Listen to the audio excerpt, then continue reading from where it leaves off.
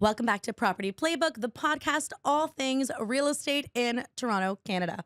Today, I'm with my good friend Chantel Crisp, and we're discussing all things house hacking. So, what is house hacking? Let's start with that. My favorite topic in the world. I love it. That's how I started in real estate, and I highly recommend it for many different types of first-time investors, multiple families living in a property. There's different scenarios that could work really well for house hacking. So, house hacking is basically when you buy a duplex, I was gonna say a duplex, a triplex, a multiplex. So, something with multiple units inside of it. You live in one of them and you rent out the others. That's what house hacking is. So, it's Right. basically getting a home or getting something that would, in another way, be a little bit harder to achieve if you didn't have additional streams of income. So, house hacking, you buy a property, you live in one of the units, you rent out the others. Yes. And I find for a lot of people that are currently paying rent, they can house hack a property and be able to live in one unit, rent out the other one, generate some rental income to offset their costs every month. And that way their living expenses are much more affordable. And in a few years after doing that, 3 to 5 years later, sometimes as early as 2 years, depending on what the market is doing, you can take the equity from that property and recycle it into another property while maintaining the ownership of both properties and keep doing it again. So, we're really just talking about how to gain generational wealth through your first, second, third property. Now, I find, and I'm sure you find it too, people are like, well, I don't want to live with other people. If I can't afford to buy now, then I shouldn't. Um, what are your kind of objection handlers? I guess it depends on people's tolerance to start. I mean, not everybody has a tolerance for roommates and tenants, yes. I think they have to think about their long-term goals financially and where they want to see themselves long-term. Sometimes taking on a bit of a headache, per se, can be worth the outcome at the end. So no investment does, like every investment comes with risks. And it's just a level of risk that you're comfortable with. I mean, the last time we spoke, we talked about the PETA factor. Yeah. So the higher the gains, usually the higher the PETA factor there is. Let's go through PETA factor again, just for our new listeners. Yes. Like, what is the PETA factor? So it's the pain and the arse factor. And generally, if you're going to be buying a property with a low PETA factor, like a condo, for example, there's not a lot of maintenance. There's not a lot that comes with it. It's one tenant, one unit. It's a little different to house hack a condo versus a house that has different level of maintenance in terms of exterior, interior, mechanicals, roof, furnace, grass, snow. There's different things to take into consideration.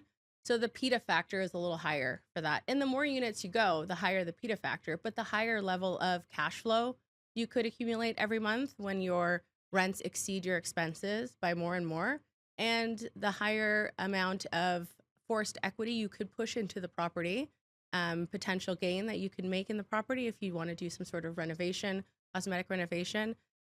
Because sometimes people are only thinking about appreciation when they're looking at investing in real estate, and they forget about the other returns on your investment that you could be gaining from. So there's appreciation, there's cash flow, there's mortgage pay down. So every single month that a tenant is paying down the mortgage, that's a gain that you're realizing. And then forced equity in the property is a potential as well if you want to do a cosmetic or large scale renovation. Funny thing is, I actually found houses less risky than condos. Really? So tell me Okay. about that. So, when you're an investor and you invest in a condo and the condo is vacant for any periods of time, you're responsible for the full cost of running that condo. There's no supplementary There's no secondary unit. exactly. Yeah. So, month one, maybe you're not hurting. Month two, it's going to start hurting you. Month three, it's going to start hurting you. If you're vacant, it hurts you fully every time that unit comes back on the market if it stays empty for a little while, because the full cost is on you. Right. As opposed to if you have a house, odds are, what are the odds that all three units are vacant at the exact same time? Yeah. And I think when you're planning your expenses for an investment property, I mean, the spreadsheet that I use, and I know you have an incredible spreadsheet as well that you like to share, there is an allowance there for vacancy that you want to plan for in advance. Typically, it's 4 or 5% that you want to account for when working out what the return on your investment is going to be.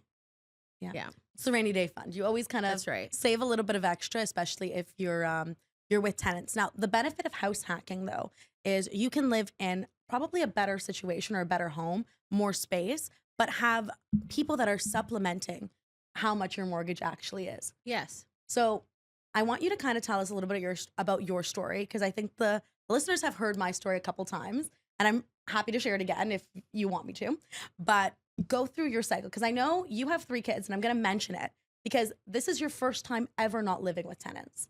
Yeah. So, I mean, there was a stint where we lived in a condo as well. So it was only us. However, since 2006, when I purchased my first property, to now it's 2025. So it's like almost 20 years. Um, except for the condo that we lived in, every single home that we lived in, we have rented out at some point, whether it was with us living with tenants on the lower level, or we recycled that equity and purchased another property and rented it out, and then had a new unit rented in the new property. There was always some sort of supplementary income coming in from the property that helped us to continue to house hack until we got to the point where we had accumulated enough doors. So the number of doors on a property could be more than one, right? So you've got a duplex, it's got 2 doors, right? So we had accumulated enough doors that it made sense for us to start sort of liquidating those assets and kind of evaluating where we wanted to put them and purchasing our forever home. Because I think a lot of people, when they get into real estate, they want to buy the forever home right off the bat. And that's not necessarily realistic. I mean, I know people complain a lot that Toronto's too expensive real estate wise. This is a major metropolis city in the world, and it's not for everybody to afford, unfortunately. So if you want to be able to buy a property in Toronto and you want to live in the city, then house hacking is an awesome way to get into the market, or rearrange yourself in the market if you're already in the market and now you want a secondary property. What's also cool about it is that when you live in the property, it's your primary residence. So you don't have the same impact as you would if it was a secondary property on paying capital gains.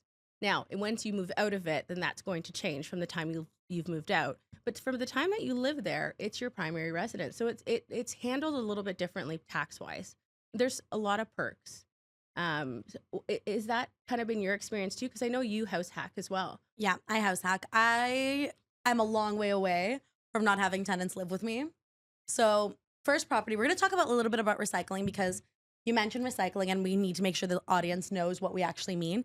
When we're talking about recycling the same kind of money, it's you bought the first property, maybe you, like the Burr method, you bought it, you renovated it, you refinanced it, so you reevaluated the property at the new value and pulled out that equity.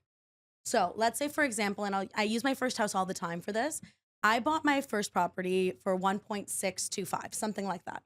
Now, we renovated it, we put about 250K in. So we're going to talk numbers. So 20% down on the 1.625, then an extra 280,000 into the reno. After the renovation was done, we pulled out about $500,000, and it's because we had the bank reassess the property. Yes. At 2.3 million. So we pulled out the equity that we've just invested into the property. So you forced equity, you forced a gain into the property. Exactly. Yes. Now, when we did that, our monthly carrying cost, because everyone always asks me, well, how much would it cost me if I lived in a property and I had tenants? Pre my refinance, the cost of me living there was $800 a month. My upper floor tenants were paying about $4,200, and my basement tenant was paying about $2,300. After the refinance, I pay about $1,800 a month. So I pay an additional $1,000 a month. But where am I going to live in Toronto for $1,800? Where I have a bedroom, I have a massive kitchen, I have outdoor space. Like, where am I going to live in the city for $1,800? Nowhere. Took out that money and went and bought more real estate. So I'm recycling the same money over again. But now you have 2 appreciating assets. Exactly. And now one of them is fully rented out, and the tenants are paying down the mortgage there. So you're gaining appreciation, you're gaining mortgage pay down, you're gaining potentially cash flow. And sometimes when you're buying in Toronto, you can't always cash flow. You need to have at least 2 units to cash flow. In what I've run these numbers, like I say 3. Yeah, I mean, always tell if people you 3 want units more, and you have money. Yeah, like sometimes you're only really breaking even. So as long as you're not out of pocket more than $500 in Toronto, it's usually pretty good, especially with a condo. It's harder to cash flow on condos because you've got the maintenance fees. They So don't cash flow. they don't I'm cash flow. I'm like the bearer of bad news. Every time someone talks to me, I'm like, You have to put a high down payment. well, At 20% down, no, doesn't cash flow. it doesn't cash flow in Toronto. No. So like even if you are a first time buyer and you're putting less than 20% down on a condo and then you're like a year in, you want to rent it out, you're kicking in money. Yes. There's no way to make it cash flow. And like, please send me the condo that does cash flow with that and I will buy You it. got to put more than 20% down. Yeah. But as long as you are, so even if you don't cash flow, okay, and you are literally breaking even, you're going to realistically expect to get about 5% a year appreciation on average, because that's even just in the last 5 years, that's the average in Toronto. And historically, it's about that as well. So 5% a year appreciation is what you can plan for. And we don't have a crystal ball, but that's what we can sort of estimate. And if you're going to also have somebody paying down that mortgage for you every month, then the numbers typically will work out to a return on your investment of anywhere from 9 to 25% conservatively. Like, I'm not trying to go like, and that's taking into account keeping a vacancy allowance, like we talked about, taking into consideration your initial down payment and your closing costs, and working out what the rents are going to be realistic based on market rent. And that doesn't even account for any increases you're going to make, because you should be increasing the rents every year by the allowable amount that Ontario releases to ensure that your units stay in line with market rents. 100%. So can you kind of walk me through your portfolio? Let's go back. Let's go back to like, what was the property that started it all? Yes. Where did you move your money? What were kind of like the rental rates that you were getting, the down payments you were paying, the refinance amounts that you were getting, if you remember them, just so we can give like real life examples on how you can trade up in real estate and how you went from one property to a massive landlord to being able to afford your dream home, because that's the true story. Yes. Okay. So my first property I bought was for about 300,000. I'm rounding. It's like 315 or something. Let's call it 300,000 just to keep it easy numbers. And I put a 5% down payment. So I put the absolute minimum that I could put down. I lived upstairs in the house, and then I renovated the basement and I rented it out to a tenant. I believe at the time, because it was like almost 20 years ago, I was renting the basement for about $1,000 a month, $950 or $1,000. And I had one tenant down there and I lived upstairs. In hindsight, I should have done it the other way around, because I was a single woman living in this house with 3 bedrooms upstairs. I should have lived in the basement and rented upstairs, but I wanted to enjoy this like new pad that I had, and I was in my 20s and was like, it was fun. So, but eventually I did get a roommate upstairs, or a couple roommates upstairs, and that subsidized my expenses as well. So 3 years later, I came to a crossroads where I had some equity in that property, and I don't think it was that much, but my initial down payment of 5% of 300,000 was now, I had a gain there. And I had 2 choices. I could sell the property, and there's a cost associated with that, or I could have refinanced the property. And I knew, though, that I needed to move out of that neighborhood. It wasn't going in the trajectory that I thought it was going to go. It was kind of getting rough. So I needed to move elsewhere. So I decided in that moment to sell it. I should have kept it, but this is all learning, right? So I ended up buying I ended up buying another primary residence, and I lived in it for a year. And I was trying out a new strategy. So I bought that property, and it was actually in a totally different city in Collingwood. And I bought it to renovate it and rent it out. So we lived in it for a year in order to eliminate capital gains. And then once the home was renovated, we took that equity, we refinanced it, recycled the equity, which, by the way, so sorry to rewind from the first property, the equity after all my expenses from real estate fees and everything and selling the property, I only had 50,000 left. Okay. So I took that 50,000, which to me at that time was a lot. Because it is. And I took that and bought that new property. Then we spent probably about another 40 to 50,000 renovating it, and we lived in it for a year and then fully rented it out. Okay, so that was our first experience, and I say our because at that point I had then met my boyfriend at the time, was now my husband, and we started pooling our income together, and we were ready to kind of jump off from that and start getting into building our portfolio of properties. So we rented out that property top to bottom, and we learned a lot about having a property being maintained by the tenants, whether or not you should have the tenants put the utilities under their name or not, how often you should check in on the property, how to expect the condition of it at the end, um, making sure you increase rents every year. Like we made every single mistake on that property. And it was a huge learning curve, but it was the most beneficial thing that we did because from there we were able to learn a lot more about managing trades, about where to invest in the right places. We started to attend a lot of seminars, a lot of learning.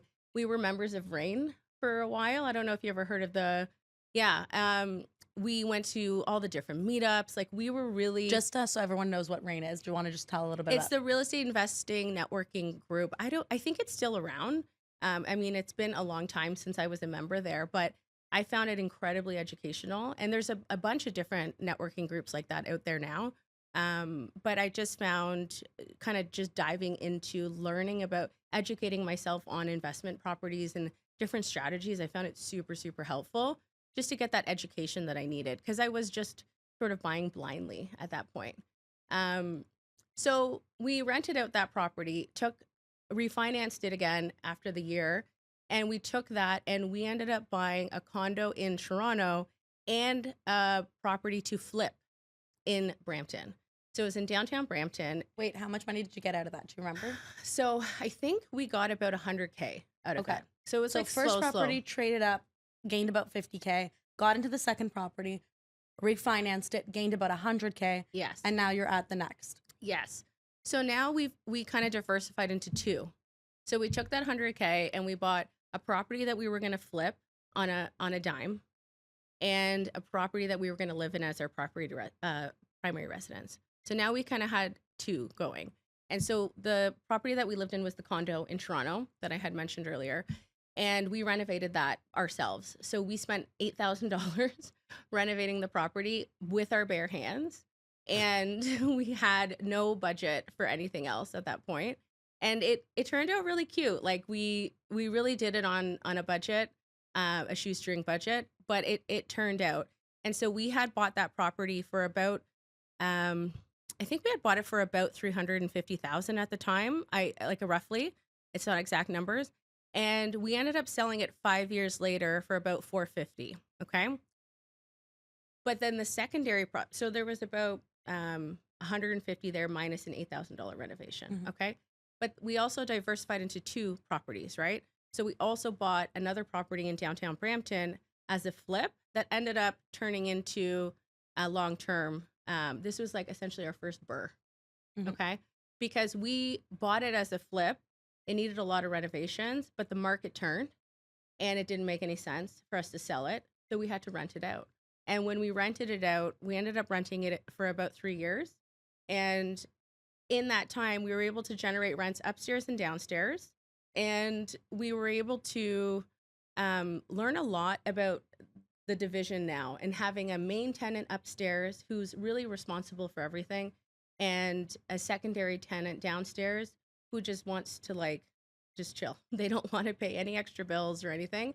But the person upstairs, having them manage the property as opposed to us managing the property, which we were doing sort of remotely from Collingwood. We had arranged snow removal for them and grass removal, and they were paying a fee for that, but we were still coordinating it. We kind of just put everything into their hands. We put the utilities all in the tenant's name from upstairs, and they collected from the basement tenant. We were able to sort of set things up in a much time effective way that allowed us to be able to sort of start managing this more like a business. We started to have proper lease agreements in place. We got up to speed on the landlord tenant board and the different rules. And we made sure that we were taking this seriously like an official business, like it was our secondary business. You know what I mean? So now we had this second property that was renting out top to bottom. And at the end of that 3-year period, we were able to sell the property. So we originally bought it for about 250,000 off market, and we were able to sell it 3 years later. I think it sold for about 475. If I might be off by like 10, 20,000, but roughly around there. So we made a huge gain there as well. So those two were kind of like our us branching out. Yeah, it was your game changers. Those were game changers. From there, I'll kind of fast forward now. From there, we ended up purchasing a large property in Toronto that we were able, well, it was small initially, but we extended it into a larger property. We did like a whole gut reno and turned it into a duplex. And then we ended up purchasing another property in downtown Brampton that we renovated as a long-term burr. And that's sort of consistently been our strategy. And then we also purchased a country property for a long-term burr as well, because it was a unique property in the sense that there was a lot of development happening in the area. It's north of Caledon and near Colgan. I don't know if you've heard of Colgan. And the property had 3 legal houses on it. So that was a really unique opportunity that we just couldn't pass up. And we knew that there was a lot of development happening in that area. So it had a lot of the factors for appreciation that we wanted to see. And that was a really exciting project that we took on during COVID, which was crazy because of the delays for everything. But we had fun with it. And again, every time we do this, we learn so much. But that year we renovated 3 houses in 1 year. While I was pregnant and while it was COVID. It was a little stressful, but we figured it out. So it just kind of kept evolving from there. And it all started with that little 5% down on 300,000. And it just grew and grew and grew from there. Yeah. And I think what we need to tell everyone too is like, we know it's not 5% down on 300,000 now, but No. it is more money, but the gains are also higher. The rents are also higher. Everything's more inflated. Yes. And it's all sort of relative too. I mean, if you want to buy something for 400,000 and put 5% down, that is still possible. It may not be a house that you can duplex, but you can definitely find a condo if you're going to be in the GTA. Absolutely. There are still lots of options available that regardless of what your budget is, whether it's large or small, there's something out there that you can be purchasing to start investing and getting into the market. And it's the first one that's the toughest one. Yes. Once you get your foot in the door and you actually own, the next one's easier. If you have to sell, then you sell. If you need to rent it and refinance, you rent and refinance. The first property is always the hardest one to get into. So like just get into what you can get into and then make a plan from there. Yes. And if your goal is long-term investing, long-term like property portfolio building, talk to us about what your goal is and we'll help you get there. Because I think both of us have been through our fair share of we made a mistake and we learned. Yes. And we learned on us. Thank God. We didn't have to learn on any clients. Yes. I was literally talking to my husband about this the other day. And I remember in 2011 sitting at our kitchen table. And so it's 2025 now. Okay. And I looked at him and I'm like, this is the house I want to buy in Toronto. And it costs $4 million. I'm never going to be able to buy this unless we do something. And we made a whole plan. And that is the year that actually we bought the condo and the flip property that turned into a long-term rental and essentially was a burr because we refinanced and kind of repeated. Sorry. But I was like, here's the numbers. Like if we're ever going to be able to buy our forever home in Toronto and we want to afford a property here, even in 2011, it was not easy to buy a property in Toronto. I was like, this is what we need to do. We need to buy, renovate, refinance, and repeat, and just keep doing this and house hack most of them while we live in it, because this is going to get us there the quickest way. We can invest in stocks. We can invest in mutual funds. We could invest in Bitcoin. To me, those were not going to get us there. The only avenue that I saw to get to the goals that we wanted to be at financially was to invest in real estate. And I mean, 20 years later, I'm in that home, like finally. And sometimes I feel like forget to celebrate those kinds of wins, but we liquefied a few of our properties in 2023 and we bought our forever home in 2024 and did a full reno to it. I was pregnant again. I keep doing that. And so we're living there now and we're not renting out the basement and we don't intend to. And we're just enjoying it with our 3 kids. And we've got sort of the house that we want to be in. And is it my forever home though? I don't know. Because what is forever really? I've learned too over the years that like if you ever tell me you're pregnant, I'm going to be like, oh, so there's another reno happening? Another reno? No more kids. We're done. But I mean, sometimes you got to take the pressure off too and stop calling it the forever house. I realized along the way because If you call it the forever house and it has to be so perfect, you're never going to find it. Like, just relax on the forever. Just for now, It's it's stepping great too. stones. It's all That's stepping right. stones. Stepping stones. Yeah. Absolutely. I did a lot of stepping stones to get to this right now forever. And it may change. And I'm okay with that. Look, things happen, things change. Your kids are gonna grow up. Eventually, they'll move out, and you'll be like, I'm in this house. Now we downsize again. Like, it will happen. People always move. Like, Yes. it's inevitable. But I think what everyone needs to remember too, like, you laid it out. It's all stepping stones. The first property does not have to be your dream home. And there is a lot of sacrifice to get yourself to that $4 million home or to that luxury property that you truly want. And part of that sacrifice might be living with tenants. Yes, there's definitely sacrifices along the way. And we made a lot of mistakes. And there's a lot of things we shoulda, coulda, woulda, but it's all learning. And now we're kind of dabbling. We still like that approach, but we're a little tired. Like now we're like, I'm turning 40 this year. I'm not afraid to say that. I'm like, I feel good. I feel great. I've got 3 kids. I don't feel like doing a renovation right now. Right now, we've kind of shifted a little bit and we're more exploring short-term rentals.